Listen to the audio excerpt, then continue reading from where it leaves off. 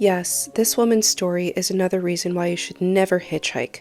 This is the story of Mary Vincent. So this is Mary Vincent. And to set the scene, it is 1978. She's a very talented and promising dancer. She's only 15 years old. And her parents are going through a divorce. She was having a really hard time coping with that, so she decided she wanted to move away to her grandparents' house in Los Angeles. The problem was that she didn't have a ride or any money to get there, so her solution was to hitchhike. Reminder that I tell a lot of dark true crime stories on this channel, so viewer discretion is advised, but follow along if you want to hear more. She made her way to this highway. She was there with 2 other people one day, and that's when a blue van pulled up. The man inside made it clear to the 3 of them that he only had room for 1 person.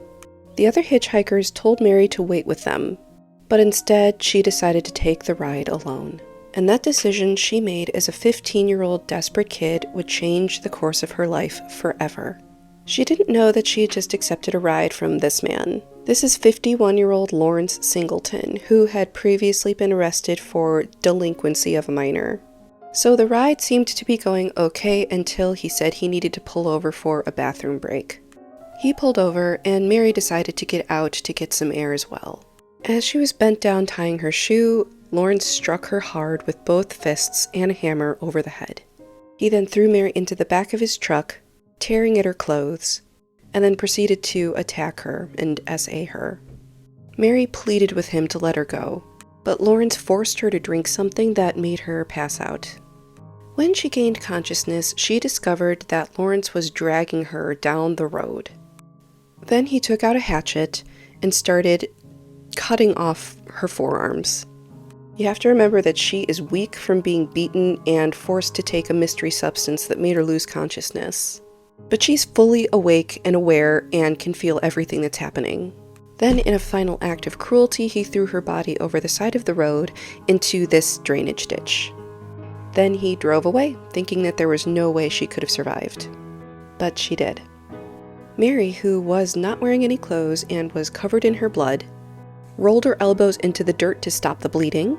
She was in unimaginable pain, but through sheer will and determination was able to drag herself out of the ditch. She found the road and walked for hours until a couple finally stopped and helped her. Mary spent a month in the hospital and after intense surgery was fitted with prosthetic arms. She was determined to make sure that Lawrence was found, so she gave this very detailed description to the police. The sketch was seen by Lawrence's neighbor, and they wasted no time in calling the police.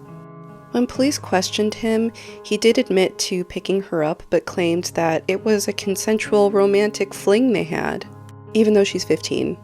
But then he dropped her off and had no idea what happened after that.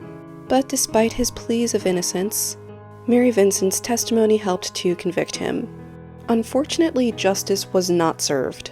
So, first off, Mary was awarded a $2.5 million civil judgment against Lawrence Singleton. But he was broke, so she couldn't collect on anything. And shockingly, he was only sentenced to 14 years in prison. And unbelievably, he only served 8 years of that sentence because he was released on parole for good behavior.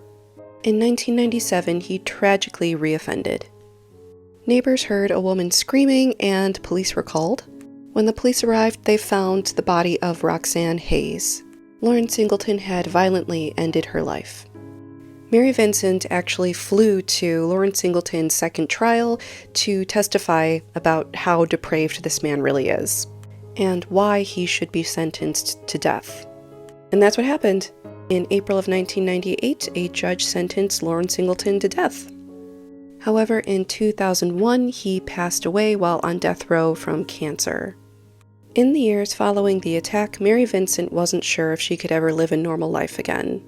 Part of her legs were used to rebuild her arms, so unfortunately she was never able to dance again. She eventually founded the Mary Vincent Foundation, which is to help other survivors of violent crimes, and she shared her experience with others to warn them about the dangers of hitchhiking. She got married and had 2 children. She got divorced, but later remarried and currently lives in Washington with her new husband.